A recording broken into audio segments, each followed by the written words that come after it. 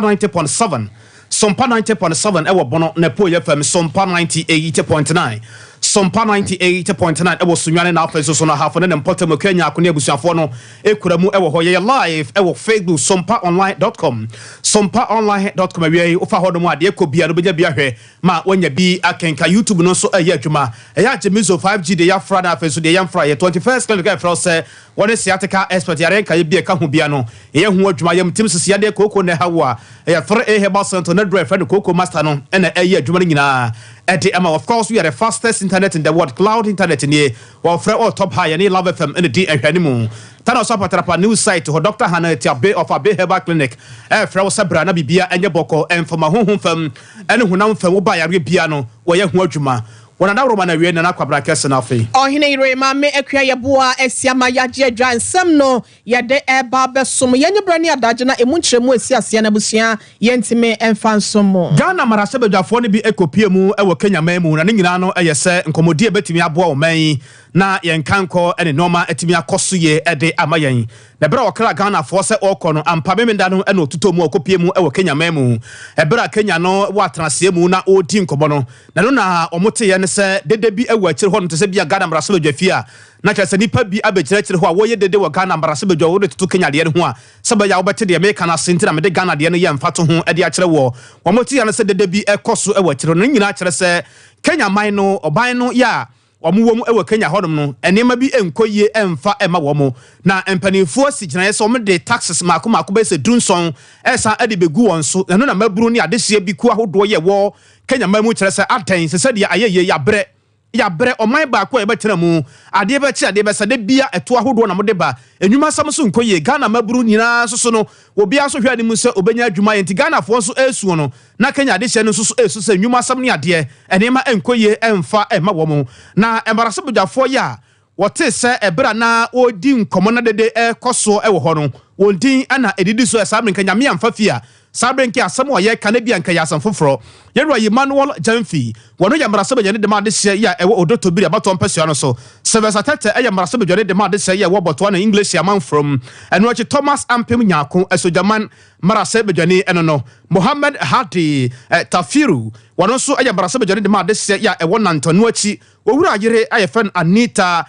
kwate papa fiu ya wo nyina nso so eka ho na enkomodidie mu ana yebusa ne lante se papa wada roma mu na mu Kenya mamu amusi Ghana na mu ho amudi nkomo e pa na akoso na asam no ehase esen. So you can't even drive out of the precincts of parliament. So they have to go and hide most of their cars and in the what do you call it, the bunker under the main building, the administrative building. The speaker was in fact first taken away. He came to meet us in the library when we were taken first, but they felt the library was not safe for him, so they had to take him out of the library. We don't know where they went and kept him, but that was when they were looking for a safe place for us, the foreign delegations who were around. So first it was the library, from the library to the tunnel, from the tunnel to the bunker, from the bunker to one of the committee rooms upstairs. It's been you know, what they did today was not different from what we saw in the United States of America on January 6th. Abusuane ya etwagu ye ni lante na wo kyerkyere mu sade niema esikoye ewo Kenya ntimu amohwe video no wa won se eba se na kyerse anibere aba onyame nko a na aseda eko ede amanya sasa abre enka bia nkoma na frank akwa na bia nka yesini trase kyerse omokoye adwuma wo Kenya mamu bewi kyerɛ nipa bi edi dede ni ejahyehye ne niema eba hosa no so tweda mpo nyankopon na wamfa fia nka sabra asem no akoya asem fofo ede rade nyankopon ase se bibi boni bia anto yadesie Siana ye free ho abo meimu na adanse asokwa mhye bedwede no na yedwede hu nsem nyina so no aseye no wotua ano seswafo ye raketi Hammond wono ho asem na ye ken panyi ede atodwa sesede niam si kwana cement bo sede esi ehura kwosoro no empo bekọ baabia na ebia ne bo no kawo hye no waboa se be ye ode anwedie bi de wato ne din se eye legislative instrument airline no bia kwa kwato mmarahyɛbadwa na mmarahyɛbadwafoɔ no abobo ho na kawagie atomo eno ye mmara ya eba bebata cement boɔ ho na agina fa kwan ne yeto no 100 ya yenim sɛ 100 cedis na bia no ye de agye na Nigeria sie ya wosi ye ede samra wese anase sudie wese kwato mmarahyɛbadwa mu no ɛna anam so ama Reverend Dr. Jordanson Amua wano ena eye trefo panyi de ma wonu mu a wotonto anasa wo ye cement no wo mu enkabom ko e wo mem ase nom ena wose oho ye namba nu so a ye namba nu ena ehwe eno te sa wo ye bibi se de akomra hyebadwam kurampo na enka ye de mu ntintima ye cement no enka boya mane e wadie nim ho hwe ena wa ye samra we se yo seten ena wo de akomra hyebadwam na ne nyina mu na kopie mu omra hyebadwam no ene edom kuma no so abon bongalati akoto baabi e chesa we se no ase niema bi enhyeda ensisi na akwamu ye nti no wonom nkwono mu samra biem na de sefata no wo fanto se beya eba wonom nyina tena se na wonom atimi abobo ho na yankɔ sɛdeɛ yɛwura afenyo marking wono ɛna dom kɛseɛ no wɔyɛ ba no dani wɔsa yɛ futu mmarahyɛbadwani sɛdeɛ nsɛm asi kɔɔyɛ ɛne no wɔkeka bi ɛde kyerɛ ɛyɛ minority no ɛfa cement ɛho mmara ya ɔpɛsa na wɔhyɛ no ho no yɛnkɔ tie bi mmara. The paper is laid. It is meant to be referred to the appropriate committee to deal with it. It is at that committee level that issues that we all have could be looked at that committee level. Mr. Speaker, this issue of if an instrument and the pre-laying would mean that we should engage the same committee to look at it before it is laid. Mr. Speaker, it adds up to nothing. In any event, any matter arising thereto can still be resolved and when the document is properly before the committee. The committee will be seized with jurisdiction only if we lay and a referral made. Mr. Speaker, just for the avoidance of doubt, Article 11C, I will get there. I will get there. I will get there. With respect, I will get there. But let's state what the law says. And if we want to, because you see, Mr. Speaker, today you think that it's a comfortable route to use. But no, I've defined it, Mr. Speaker. I've been in this house not too long, but long enough to know some of the practices and conventions of the house.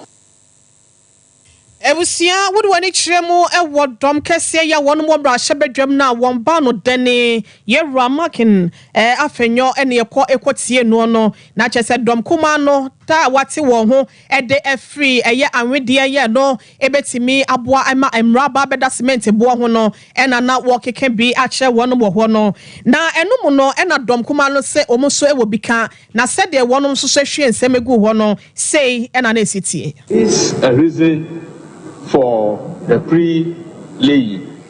And this House by convention has agreed that the subsidiary legislations, particularly in the form of legislative instruments and constitutional instruments, must go through pre-laying. It is all because of the imperative in Article 11(7) to the effect that when the document is laid, you can't even cross T or change a dot unless you have 2/3 majority to annul it. The Speaker, we all know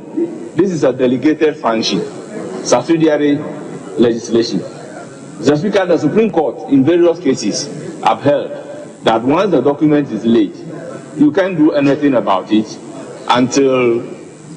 you have 2/3 majority to annul it, and automatically it will mature after 21 sitting days. So what will be the means by which Parliament will at least make an input to the document that will come before the House and mature to be law after 21 sitting days? Ebusia nipa yetin nken wodo wani kyeremo ewo eyemra hyebedwam edom kuma no wono mo kasa ede ema amamra ɛho ensem fama wonom a akachi south nso asaya mrahye bedwani edema won monimonyamfo ya yefrane Bernard ehiafo na wogire mu no wose eniema hyedan fa na kwan so process e wose femu no airline no entimi femu na aba beto mrahye bedwam ti mo tena so bia enya ade a eyeye Ghana mampani na nado danko akufuado dense kantam se obesi national cathedral da ma oman ebe na obontoa na ne ntobo no mu no ana kyerɛ sɛ ɛyɛ asɛm a wɔkan na Ghana fo nyina ehwɛ ni mu ampa ebra wo so awie ne ho akohia sɛ wɔde ne bɔsɛ na wɔka kyerɛ Ghana fo no ɛyɛ adwuma ne sa yɛnti ɔte abadwakɔ bi so ɔmonhwɛ no ɔmontoto ne ma sade ɛbɛyɛ a national cathedral ne sie no bibia betumi akɔso sikasɛm ɛne adeɛ na no ɛna asɔfopani a yɛfrɛ no Reverend Victor Kusi Boaten ne din ɛbɛpie mu sa abadwakɔ no na wɔka ho na no mu no ɛna ɛbɛtɔ dwa ɛwɔ mfimfiri hɔ sɛ Reverend Victor Kusi Boaten a yɛka ne ho asɛm no sabi aboa baako ɔpani ne pɛ sɛ wɔkyerɛ sɛ yɛyi ne yɛ amienu ɛne sɛn wo Victor Kusi Boaten udin ɛno no ɛbɛwi akyerɛ na udin baako nso kora ɛsa de adu jamfi ɛna mpanifo kyerɛ sɛ na wiase ho ane wasase so pa yɛto ne din mienu Reverend Victor Kusi Boaten akyi yɛsafro adu jamfi sɛ din no ka bɔ mu a ɛbɛyɛ sɛn ɛho nsɛnsɛm no na ɛbɛtɔ dwa sɛ yɛwura yɛ a wɔno ɛyɛ North Town mmara so bedwane yɛwura Samuel Okudjato abrakwa kyerɛ sɛ dabi ɛkwani opese opani pese wode oman no faso no se yanto no to akwa hwe oman no sikasam no ebesai kura afi se opese wo fa national cathedral ne sie no ho na wo ye yie setam ɛho asam ekopie mu ɛwɔ court mo bɛka na mo asam nso a yenkwa kyerɛ kakra high court akwa atrase na ne mpre no so no opani Victor Kusi Boaten yɛka no ho asam yi wadi for mpre no ɛbra high court akwa atrase no na omana nso hɔ a wasade kɔde fɛ ne sɛ simisu biem appeal court na bia wade asɛm no kɔ appeal court so na kyerɛ sɛ ho akɔhia sɛmpani fo sa hwɛ na wɔsan ɛtra asɛm no ɛso na asɛm no ɛbɛtɔ dwa ɛkyerɛ sɛ ne nsɛm a wɔde kɔyɛ no na ɔpɛsɛ court no enya tumi krata no wɔde to pani Samuel Okudjato abrakwa yɛ wɔno yɛ North Town raso bedwane ɛkɔ sɛ bayi a wɔno Victor Kusi Boaten anasɛ adu jamfi na asɛm no wɔpani no ntimi nyina ba bia no wɔnka sa asɛm no bie asɛm no wɔkɔɔto no ma wɔnya ɛkwan kora wɔ asɛm no ho sɛ bɛyɛ obetimi aka asɛm no ɛwɔ bia sɛ bia radio so ana TV so de bonkata mu wana sɛ fio wana sɛ ba bia ya obenya akonya sɛ wɔkasa no ma wɔnka na asɛm kora ɛwɔ saa national cathedral no ɛho ɛnsɛnsɛm no na ɛbra asɛm no ɛkɔpie mu ɛwɔ court no court asan tam krata no ato atwene ba bi kora ɛkyerɛ sɛ ɔpani Victor Kusi Boaten ana sɛ adu jamfi nsɛm a wɔka no sabi wogyina so na wɔka asɛm a ɛnya yie adanside wɔ ho no emu wɔ ha ensam wa wakekaro keka bo ani na wotiti bi firi mu a enya de se ye nti we no eye ne mprensa so a court akwa atrase na yewura Victor Kusi Boaten na se adu jamfi ne nsam a na nka wo hwe anim se court beba ne South Mekrata no hato yewura Samuel Okudjato abrakwa North Town rase bedwane chalk e wo san nsem no ho court asa atu asam no asa gu ba bi kura ya yasa bu ade aka ne simu nti wei eye ensam na ensam no yensoso ye gusu a ye di akire nkakran de ebekọ bia no ye mu asam ebebrem Ewusia na ye kɔ CPP amanyɔkuo ni mu na nsɛnyɛda ɛna wɔn twerɛfo anasɛ panyipa yɛ ɔno ɛda nkitahodia no ɛde ma amanyɔkuo ni Ra Sylvester Sapon Soprano ɛkɔ gyina mu ɛwɔ radio station bi yɛ no wɔn krampopuni mantem ɛde to dwa sɛ wɔhwɛ mansotwe menteme ho ase yɛ ɛkɔ so ɛwɔ amanyɔkuo ni mu a ɛbɛyɛ den ɛde ama CPP amanyɔkuo no sɛ wɔanhwɛ no wɔn toto nneɛma yi a sɛ obetimi akɔ gyina mu ɛwɔ afia bato yi mu na asɛm wɛsɛ beto dwa no ɛne wɔkyerɛ sɛ kɔto nsɛnsɛm gyina krampo apiepie mu yɛ no akɔ den ɛde ama wɔn mu ampanyifo wɛ so ha na wɔyɛ bato agu ha sɛ nom ne nsɛm ne nyinaa anim no akɔka ama kane panyipa ya wɔn agyina mu sɛ wɔn to aba ɛmfama na wɔ CPP amanyɔkuo ni mu na mampanyi adwa no wɔn ti mɛprebie ɛyɛ lawyer Bright Akwete wɔn so ɛde ato dwa akyerɛ ɛyɛ nsɛntwerɛfoɔ sɛ yɛnka mo ne dawuro mu obi ante sɛ saasɛm na ɛne na mo mframa mu no ɛyɛ nkontompo nsɛm obi obegyina baabi akasa afia bato no CPP amanyɔkuo no ɛmfa wɔn ho anyim bi no wɔn se ne ho ɛnsɛm dodoɔ na ɛne one Sompa kaseɛfoɔ ɛhwehwɛ nkɔmɔ no wɔbɔ kyerɛ yɛ he presidential candidate you be Congress man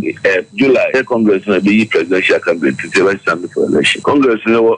oman no ma call last time obi a who can wa call the last Congress who qualify say we call this Congress ekwa we are going presidential candidate election no be election different elections afa constituency regional chairman no we call Congress July ya abam dada no be use no o kan ho edo bako and say we committee a almost animal. Or come to the interim committee, I'm more share, but in a so executive should be obeying the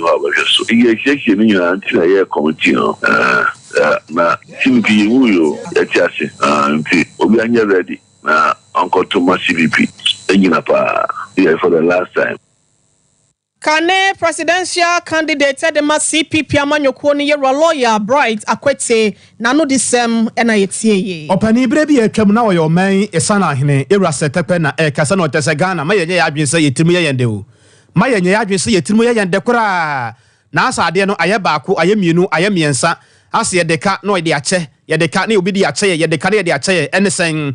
yenuanom a Wamono omusika da ho Eurobond holders yi omusika ye 4.7 billion US dollars no omodi achenti ya adwen eyense eno ano no ya wie wa hu obusa wo se ya adwen ye se ya wie wa hu hwe sade ne emesikika kono wa hu ya hwe ya esabi ye twa ade ato no wo kyena bi ya daka mramu kro no hwe ya ye nankese nkoda no ba betu na ombebusi ya asem no hwe asem no ye nya no ye kura efa o man sika asem ekwane ye fa so ye toto o man sika asem no enya de papa kura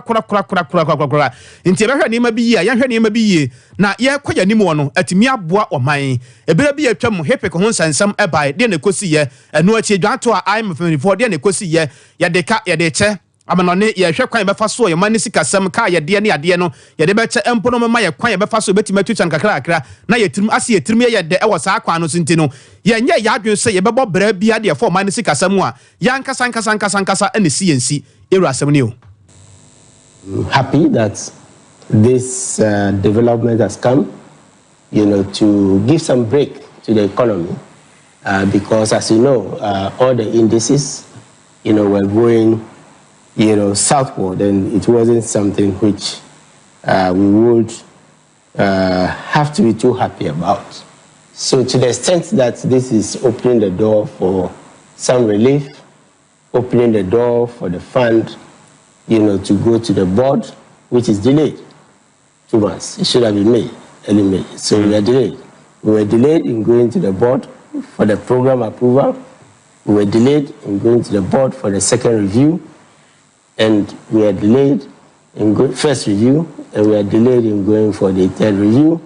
for these obvious reasons. But it was total debt forgiveness within 2 decades before. And here we are being forgiven again. Is it a legacy that we want for Ghana? And I say this, with some regret and confidence in the fact that this was envisaged when we discovered, and the possibility that if we do not put certain measures in place, we will continue slipping. So when we discovered oil, there was a 1.5 year debate as to what to do with oil. And we pledged both sides. I moved almost every section of the PRMA in Parliament. So I knew the sentiments and some of the provisions that are in the PRMA were actually from the then opposition. We had used approximately 350 million to take off His Excellency President Kufuor's firstborn. And then we left 250 and 200 million was used by the current government to pay off the balance. And we did a debt restructuring backed by a bond, which is now impaired, the World Bank Guarantee Bond. And yeah, etwamu ebere bi etwamu opani na oyoman sana hene yeru asetekwe nenka na yete yi abusia ye remu e wo konfo no che aban aya sabia ye no wasantemantem kropo mu ase nom na enrada ye bobamane bi se oncology department wono mu a cancer kokramyade no aye wonom no wokokwaje ayoresa e wo na doctor fo ni bi wo ho a ene wuyi do wo abesensi omo se machines bi ya wode hwa ya fo ni bi asese na empanyimfo atena ho aye hwe ha be sabosome nwotwe ekone nu ti no wonom adwuma ye na nhye dan koye mfama wonom wayafo bi ba na wantimi anhwe ne ye esanse machine ni ho a obeka se bia wo doctor ne na bia wo ninim de na wonom so nim de ya wakwa akwaje no wontena se ema machine no ne mpanyimfo enya atwem na enyanya ya wo bo wo ho no entimi emfa wonom anim entwitwi fom eno nti no wonom ekọ strike empanyimfo ye wa ya sabia wenu ada Deputy Medical Superintendent ya wo ebe kasa editia sa strike no ene ye kasa de oni amansa de nkita ho ede makonfa no chaban ya sabe ye Kwame Frimpong enso de nanu atumi de na anopei wano amahene ye odubo a chechwe nkomo efa ho na ne yaudie ya wadi e wo sa doctor fo ya wose wakọ strike hu no wo kansam dodo na editia sei yeah, public procurement authority, no say enter a contract with the company. Any of negotiations, so we sign a contract with them every year. We are not charging $210,000 for maintaining equipment. From up down every year equipment, but what year equipment every year. And share one want to say also we can say Awadina a day extra cancer idea no. Awadina within the established parameters because extra cancer cells a bosswa a bit much water party be organ be. I do you very patient, so yeah, very making sure say Saudi no company. Now, yeah, say if you water phantom, no net, a calibration. See, my machine be the right dosage. And have present the patient to us here. You will be, but meaning I say, and to mobile now, you know, I the baby calibration no more say, and what say no man be fancy. Now, if in Ghana, and I a walk a store now, so we need to go to a whole procurement cycle to get it. You will say a check because as public service institution, no acquire I would say a fast procurement. If you think look at team, engineering team, aya, or more did request about say more try, or more try and I contacted manufacturer of the old water phantom and say, with Nama, about the Yama, I'm saying that water phantom crown or so they don't provide maintenance support. And you cook so we are buying a new water phantom, it takes some time. A possible sense of making the Muganama Aya, or we are say water phantom too fragile, and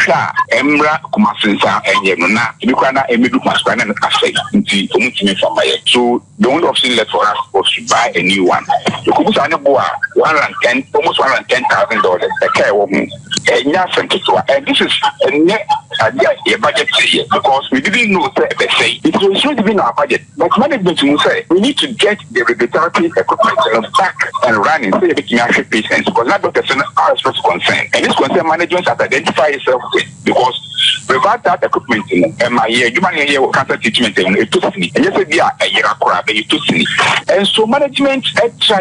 pay $710,000 a letters of credit because we're international transaction. You can't just take the money and go and give it to the company. What's that? Oh, yeah, letter of credit. Yeah, bank is a culture company, the bank is a set. What they are doing way back of how to discover so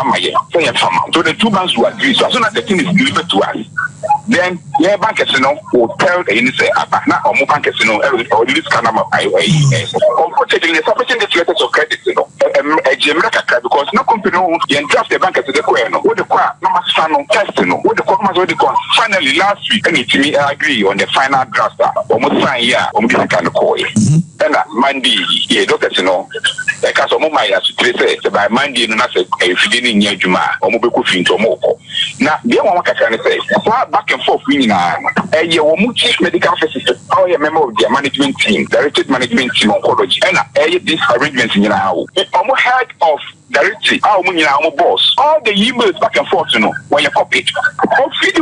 management any woman aka the issue now or more say in difficulties with it all person to be an attempt to the public and anything but public service institutions that's not how we work your procurement laws your public financial management I just as a master to be and now would you also one for some Eni ayati ye Kwame Frimpong no ene amanse din kita ho ede makonfa no che aban aya sabia no abusuanda so gyinamu ewo apomuden ensemu na de tie ne se Ghana Nurses and Midwife Training Association omna kasa yi omasem omoka nyina kire se nyame anim nie asem bi no edika na asem no se emenwa ya na onti ase papa efri se ekwane ampanifo pese odo omofa so no ase edidija ye twade afa baabi na ye de ba asemo a Shadrack Chei Adu Jamfi oro na ye Vice President ma Ghana Nurse Midwife and Training Association of Ghana ye nyin komo kakra sa ma han apom te sen Yeja Krista Dumboko bibia boko pa wo ye sure ye tinkwa mu nko ade ye beda Krista ase Ghana Nurses and Midwife Training Association mo kire se asem bi wo ha mo pese wi ase nyina etibie na ewiase nyina eka bi ede mo afiri se edidi jane muna bi ye atwa de fa baabi saa na asem ne te no kwasem area meda wa hwefo no atifo ase motin sa pepepe ne tie because ye nyina nim sem se manche bia ana mampanyina be di akire ebeka se obetua allowance sa na wasenka otua man nurses fo a nso akamu a emba ye no obetua no kwasem ne se omampanyina be di akire ka asem yi ni ampa anche bia ne ehunu se some of our students omansaka allowance ni bi but you share the promise made by the vice president any dodo obutua na naturally say entirely you share the dodo omansaka allowance ni bi any omo a omo de ne yentua na naturally say omo a yentua ma omo no kwasem edo so chain omo a yetua ma omo no krampo no anything na yekuchire sanse mi nyina gu nkrata so de ba bonte say Ghana mine media stations nso mo hunu sene asemnetie na mo mo anka yensim bi maye dia he na akamu ya mo pesa mo nsa akan wadaroma no kwasem wo hwe omo aban no odo omo ka from 2021 omo mo wie 2021 ABC 2026 CCA omo wo 2024 CCA you know abane do omo nyina aka but ye hwe omo otua ma omo na omo final year CCA you know ana aban ni etua ma omo ana omo second year any omo first year CCA you know omo final year CCA na aban no utua 5 months ema omo ana omo second year no aban ni utua 6 months ana omo first year aban ni utua 5 months but ye hwe a car or de omo final year CCA na aban no do omo ka 27 months out of the 27 months ana utua 5 months pay ana second year for no odo omo ka 16 months ana out of that utua 6 months ana first year na odo omo ka 9 months ana utua 5 months apart from these things omo year 2021 na aban do omo ka 3 months or promise say obetua mo but amba omo year 2022 aban no odo omo ka 7 months but oka say on the 23rd May obetua arrears na omo year 2022 eno nso amba omo year 2023 aban do omo ka 15 months eno nso wontua obia ka enti when ye hwe a ye kan nyina bu hunu say no ewo mu say efa kakra bi no watua but efa kese na no ontua ye enenti na ewo say ye ma aban no enya ntiase allowance na watua na enye ni nyina ana watua na se ne wo share bo no sika aban de musisi apa na so de calculator to ho a aban de mka be yesen eka wodi ene de no kwase medos because we hwe breakdown na currently omo wie 2021 no 3 months eda ho a ontua ye omo wie 2022 7 months eda ho a ontua ye omo wie 2023 o master national services CA you know 15 months ontua ye omo final year we tua 5 months out of the 27 months no inti aka 22 months bosumi bia no ye mamo san bosumi bia no e was senka allowance na eba 400 Ghana cedis after say yatiti bia free mu ana say otete tax ni nyina free mu ne dia eba 399 enti adenti na mwatena ho dadaada wahu se hwe sake etomere bia ya na mu ankasa adesuafo no wo hu etomere bia ya na mo ma ye de so bom a ya na eyeyie ekyere se ase mo ya adesuafo enso mo fa baabi na ase mo ya amanwofo mutime tena se din ama amanwofo no de omu nyansa ene omu nim de bedede mo na afi mo tonnwom de ma amanwofo no wahu se mo ye saa no mbe ye mo saa won se afi de mo ni abre na no ye wa video mama no nsi video ba bonten ya wo nuanom e de phones e kyerɛkyerɛ sɛ wiase nyinaa hwɛ abetom ya Ghana fo nyinaa no e kasa saa de ampanifo ya ade on se bia ne sese ya yesa ka asɛm foforo yi ene sese no e de na mo pɛsɛ ampanifo ya de boa mo sese yi no kwasem dia wo kana no kre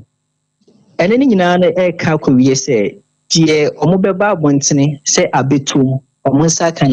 those people are omo no abane de omo ka otua bi ma wo omonsa kan allowance ni bi no they will definitely come out jubilating. You get that? And the majority of our members are those who are suffering abiding to omuka. So amidst all these jubilation, anayema or buying any or mine nina enyan into yes, a woman say a fed dino, abine chebia mobile fakasiana no, abine da so dear car, and buy. Oh, trainee nurses and midwives, so we are over, according to our records, we are over 15,000. 15,000. Over 15,000 members. And these are only registered members to our association. And to signal we are mutro at the amount by no saban went ye. Na still I said the name is Tiana, name is Tiana, the way forward near saying. Then I said the next one. The Yama Banyan and Tia, they say, Bosch and I was saying they won't this because very soon we are going to make decision in December 7. And Abino Bosch or share and you won't this my and Tika. Say, and then they can't not when definitely we are advising ourselves in December 7. We will also have to make a decision. Okasa and Motra said, Dodona binding to a crabin or 21 more, Omunya alert or mobile phones are hold was one. Munu Musia and Komobana, Munu Mudie. Even those people now, Omansaka alert, they prompted us that just a quarter of areas are doing candidate Omechia. And they are happy, although, but they are also crying that a Siena abiding to because we do because 27 months, now which are 5 months are still 22 months is still in arrears. And to tell Mokoji and school, Moko, a fan baby Yamunum who kakra. Oh, no question, young Cathy, because nursing training, it gives us a broad understanding of human system. And it's maybe starting from our various homes. And maybe one of my, you see, I need to meet the boy you feel for at the quabuntine. You know your home. But and commode any bosha or modify man do one no because do one nursing training on this could be fees, but in the hopes say allowance in a big one. And my students get stranded to get a clear mind to study. Opening Komoy Yanfanciana Mesra Moan so say ye quaya nimuno, a ya mon share Monema be kakra, especially say Kobasi be among your phone of Bamonchaya, Yamon some kind of Mocasa be moon no woman. Aya, dear Wahono ba Yamon cancer woman. I think said that would be the best. Yes, Sasa womo bamon naso. Nase asemo ferry, asemo ntimen cancer no okwa cancer mu yebeka se bia we ye party A party B dia ene ye kom no se ya na bekum saa o. Ya ku ya dem ya mo hwe ne ma bi ye nso ho pa ya da sepa Shadrack. That's best me da wase. Abusia saa na te ye nuane mu a eja o makwaje ntete se o mbe ye nurse adwuma woni a obeje awo ne ade no omo na tere se aban de omo ka allowance no aban hwe na omfa ema wo pani a ye no edi nkomo ye frɛ no Shadrack adu Chei Jamfi wono na ye vice president edemo omo ne nsam a ode ama ye ne bi ni afe yenko kejetia adwadifo enkabom ko enchen na enne na nya asem ketwa wonom se wo yefu yo ya no wanhwe wo se obi hu se de ha wonie ena waboa adomo ama so akwaya sabia na se wama waduro enu ntiniema hodo ya ha wonom wo kejetia adwam ho no wasechire de akire amansan na emu ba ko ya wo kan ne dodo na no ene se afi atwa mu no ebinom shop anasa won store so no eja to mu wo kejetia bonte ma ban ne ba bonte se obehwe na kwasiesie de ama mo se besi ne enya ade asa ensiesie no etimi akoso bie mu mpo no na sanya Dr. Mahmoud Baumia besra wonom ema wokoyi sika twitwiri die bi edema wonom akwakodi oba akofo enchen ya wo chese wo mo gi sika no kora no wo mo nhada nim dwumadie bi poti bi a wo mo ye wo dwom wo ntina ne wo mo sika no wonom ege na siesie bi wo ho a wonom atimi de siesie dwom ho ama wonom so asetene modi ye wo ho yenkwa na sede na enema esitie na dwadifo no yenkwa tie wonom ensem ne bi emra Aya Ghana for the outside by the Aya Bibi or my Aya Bantu will be the festival. Then you will be so easy a commodore. To my baby and it was a human to my back. May stars, Aya Ghana for Aya Ghana for one more Aya stars, I say Aya Ghana for X men for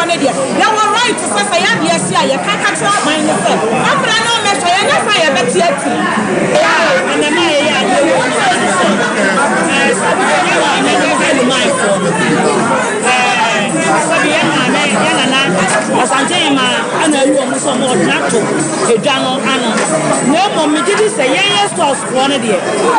ya de mo me no ka say ade isi ya ahasi ya ko ni echele ya mu say heli mai ban and I sorry aba say ese ni mo mo kaya wo mo ebe hese do ma siti no esitie ana na mo ban no mo tuo won say wo mo na ahasi ya no asa ko ba ya se mo sita ya de be tell mo ma de but wo mo tiri mo aja we ko ka bia afenso managing director na o se jana wo mo aye aye politics no be aye de bia o to wo mo a sabi omo nim dia no ane omo ene ama no awo fu mo mu tiri charge no awo ni ama bi ama no ama na eti e wonu sa aye managing director wa Mr. Kofidu so won ti ma na du gbe e ade ama be bi ana ase wo ba lo se mu a wo tira mu di da e je ya e ti mu e je ni mi say yes e da so na mi ani ya go ami ama yo bi ama so e je no ana ya e je no e be say ye be try e je no e ti e sra aban ene na ku aban ese and ye yan wo ha so ye fa no o ti ni ma na di e je no e fa ene e ma ye ni na e sra aban so o mo wa kan so ye ni say nua no bi o ku tan ra o wo school na so wo ye aduma kwa na ada na wo ni ma so na fiye ene fa ni ma ni mo ye nua no ye ku no o mu ti fiye o mo da jo mo na school fees o mo da so mo ma o mo da na nkra na e ti esra wo mo so mo ma si ayi wo ma ni no acha afana fa esra wo mo a o mo da no mo mo me Kejetia Traders Association emufuo bi na yetie wonum na busia yebekọ ensem no so ne yakoyenim na emom yekanfo de ama o se ewie mizo fruit drink na yenya bi na ebobo ma ne manyina so enkoye mfama mesawo to nsa de afredom amoamo abeja udwumedie bi asese ya yefro anasa bedintuo eyiyo anasa party bi na woto amesra no na wohia eye mizo fruit drink ya wa mango flavor ne nkwa wo ho ene ye wa mixed fruit ne so wo ho 5G beza eya no wanya bi abobo energy drink kama pa eno krampo de kwabna kesese no oba besra na nya bi ma na waka onko biem enu ti mema no munya bi na entimi enimu akagina mu wonomu a ema wo ahoden jinsin wom green tea wom grapes any grapefruit ahodo ni nyina so no yesum ede agum Dr. Silas wono na manage drinks bo modia friend baby a wo bia no wode bi bebra wo pe bi aton so oba ni sa ede amount 0246 270221 0246 270-221. Sanso na ye kan for sciatica expert for at the Amawo a 21st clinic. Usisi ya chin 3 years awa fa utu ase fa usire mu na ties 1 and 2 na akwesi wo nantini ho eto da bia ya na wo je ho enje ebusia wonu mu bia ya wonu mu mache mu 21st clinic wo no waje wan yaresa na danse a wo de se etie nie wo chese wan hwe krapo ebeka wato form na wa ye sabi bubu ani entena se emma sciatica yade no emfa wonto ho wa bra 21st clinic wato ne ho acheta 15 branches e wo memo afa na nyina yade bi te se brebo mu yade anase se mu yalewa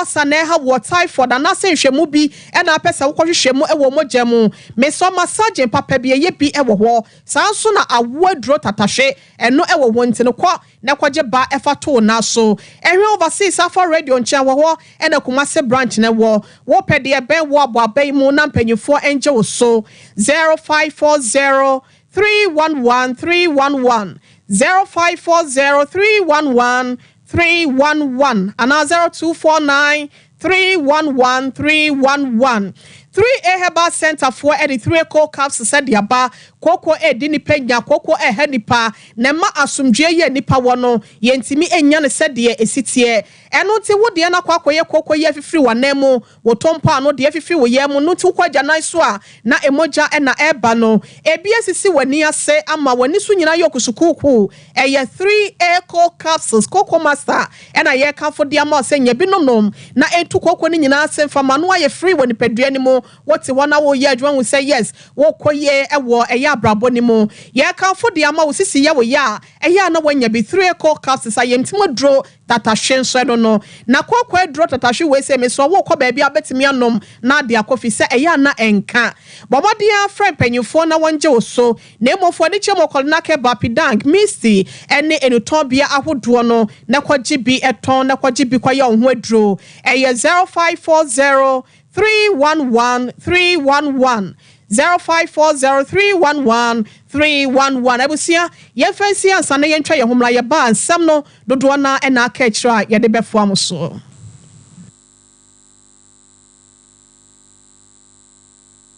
21st clinic yes sciatica expert sciatica no o nerves na wo to ase na fa wo siremu na fa wo nansia besi ase ho no se ho techema eno ene ye fa ne sciatica na etimi bubu o to ase ka wo se dwe wo sirem wo je wo ba bia enye na no na 21st clinic ba ye adwuma pa wo mu ye ntia baso bo ma je no Ghana ha ene amono ne enya asem ketewa Womuji international awards ahodo womuji local awards ahodo na anu nso na womu be the only sciatica research and treatment center in Africa bibrim ha no ebi ni baabi a gise 21st clinic nkoa womu de bibiduro ene besa o yare no masa de machine aka ho eya yare sabia yare bia wutimi de ko ne mama ade ba ko a wo magidi womu pa no eye sciatica ena stroke nso de kwa diabetes ne hypertension ne ade ne ade Ghana ha baabi a womu ho 0540 311 311 0540 311 311 That's a 21st clinic. Woman is sciatica expert.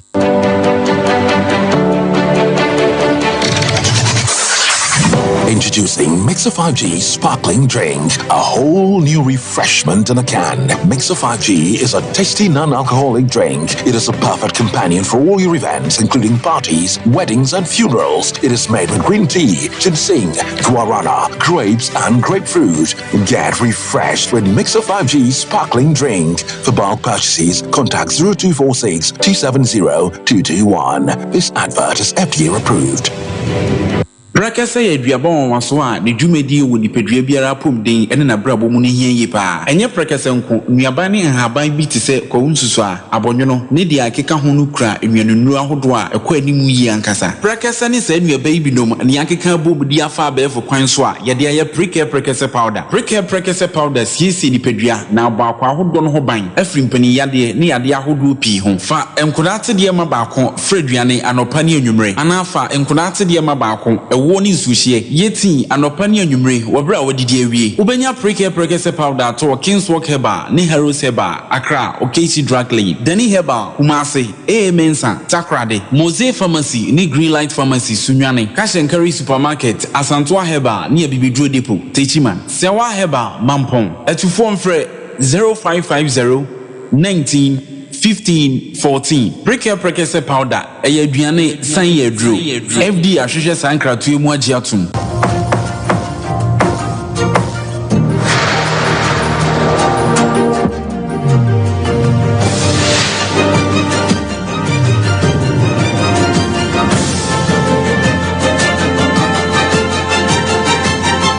Sompa TV Emma Aketiapa yada wase ama wakwa aba so afọ hwe nkrase ama mu na afen so eho empuntu eho nsam so yura martin jemen sakosa ena ebo ewiase nyina amane yese nyame yatom ama sika yensaka ade afri World Bank na beboa ama Ghana Secondary City Support Program no atimi akọ sade Ghana fo nyina ehwe no na ne nsam a bra no ne nsam trofo edin komo wasante manta bra ro de na nu nsra hwe ba kumase ena no ne adehye edisa nkomo yi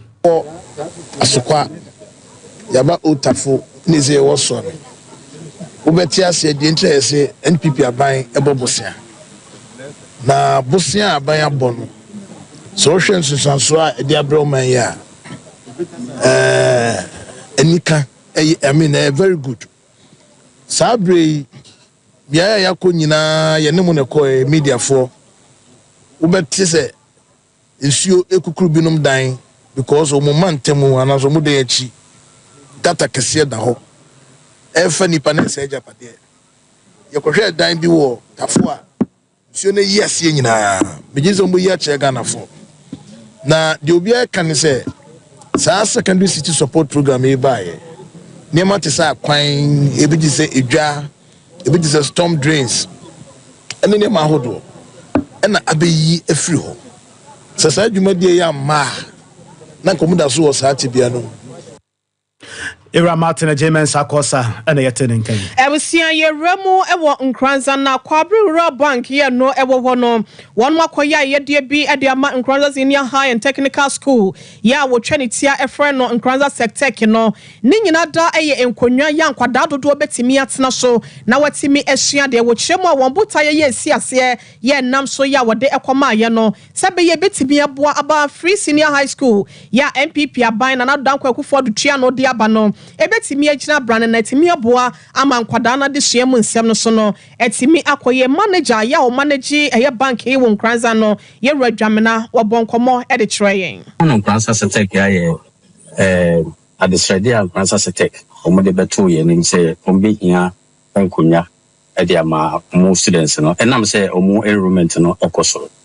but as part of corporate social responsibilities and now was say etimi hwe kwan ya befa so a ebetimi aba beboa kakra bank no ensa sonso a was say de beboa school no na muhu no anope nti muhu ya na ya na ye corporate social responsibilities eno bi na ye be ye anope oh da benye school nko a na ye hwe minim kra no minim say afi kra no yintia kra nipa be mienu school fees ye tia ya one side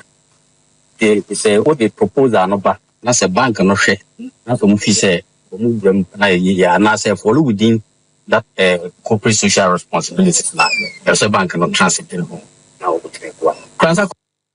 Ewusia ye roya ya tenen ken ye radwamna wono na ode wani chemo nkranza kwabri ro bank no waye manager ya wotua no na edo achi na ye ro Collins edu ye boa wono na nkranza setek waye head teacher eda no wono so ensa kan ye die no wo kiremu eda ase ne ya manager ni say ye throw letters ma all institutions in nkranza am say mo na mudi kan ya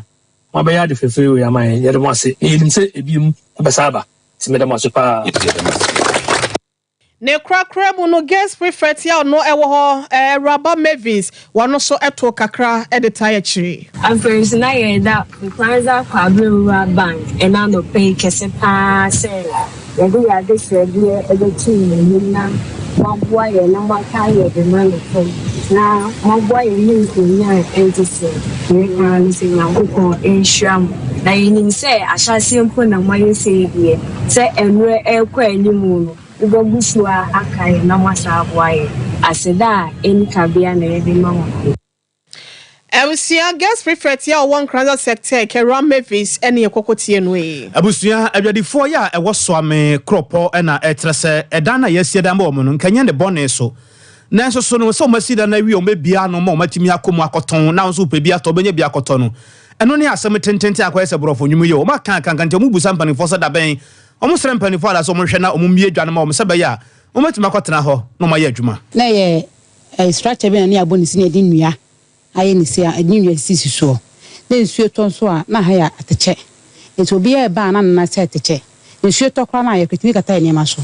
ba ye si ade abana da woroma wa ma ye ni asopa na me ye hia ne so mabebi ama yen ama ni pa bam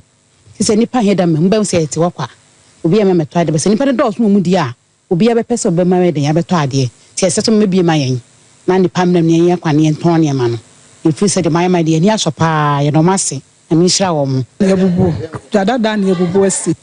ti se de ha ya kama pa kana ne de ne ha enye ne nipa kula me mpabo afo ne wa hakese asese so de yewe ya mu ba bi de ti se ha ya kama Honorable Maxwell and MC de ma this year ya ewo so ame abaton person so Honorable Maxwell for so yebusa na se papa kakra be na woka sorry 5 major storm drains ye chi he na amna donko pa kese ada ha over 30 years but ye started secondary city support program yetimi aye ene wo kra wo butwem wa hanum kwa ase ho embassy city ase wo nyina na unhunu kra ase bibia ho eye kimfesa de yaye anomanji de yaye macro de na abohia major storm drains ensuo to kra etimi yirifa wo bi ese ne yehu pa yetimi asolve Abusia me kan for the amount said to me kan for ne chire mu wata so patrapa new site or Dr. Hannah Hetia Bay of Abe Herbal Clinic efre we was me kan chire second akoma to yam wate nyane da so ne bra de wo mu nie wo ba ye de nua hini hahama enu bra na ye adwuma e watana ye ho na ye de ne ya chemu mienu ye honhom fam na ye honam fam ya re ne so obi na ato ama wana se de se firi hini se abusua ne wo mu se bi abusua bi oba bi na bi awokọ ware ya re bi ne wo fie ho mu nsam bebre wo de fa nyina akodan Dr. Hannah Hetia Bay of Abe Herbal Clinic ya re bia Second say one some me kan bebre crop so be anim say Ghana ha de obi atu che de ma Dr. Abe second say pa de obi atu che de ma na opa wo ana ademu yare na wakote wo hu anase bi awo de no bra ye huhuru mu mfama wo de na ekoso ene ma nkoye owu nipadua no ade bia e bodin say yare wate asefo asase de wo de for de che mota no so apatrapa new site ho ba bia ya wo free ba bia no so ta no so apatrapa new site ta no so apatrapa new site Dr. Abe e ho no wo de wo kwa wokọ na ma mete na kunya kase no mu a ba bia wudi ama no na ni abre biti gidigidi ya sabre no woje yare e de ato ho na mom okofie e tietietia frenesisi a na muni nkomo e wo 0243 345392 0243 345392 cloud internet e frɛ o top high ye ne yenu anum love fm ne di ahwane mu ade bia fa internet hu bia no bra na ye di hu enkomo 0244 601933 Emuasida rempimo sie do yede kwa mayero asante ebo Benedict wono eyesemu for penyiku coverike jando evergreen mama akwasi so mo so dela Mrs. Japan ya Grace Adepa adom no na bozi the caption man wonum nyina afam de eka ho na nseme yede ebeso mo reverend so ye na afam de news crew ye was Sompa 93.1 Kumase kase dem afa Sompa 98.9 ekwenya akone ne dom no esomo ewosunyane e ma de ye wobno ne afmantem etie bi na bropo ye mantem so no wotie ya eye Sompa 90.7 na apam dada mo so etoma na emu ebusia MC afo nyina no Master Ransford ne edom no senior technician na yo mo nyina so afam de eka Mr. Dave ne ekobeje sesempre na eye wo mo makare nyina prince mo ka ho na ensemi ebedan mo medid wo hinire mame ekua yeboa esiama bronya wie me nua bema nana kwabra kese ya den sabna be so mo wie bre na so eya Sompa nkomodwumedie bre na aso no donko no kwa akobo ano so fama me premani woni apamfo na ba betena se na wonum e de aso mo bola Elvis wo eye Santasi Kochi apina my pap mutie yen Nyankopon enkosoa enhia mo pedofo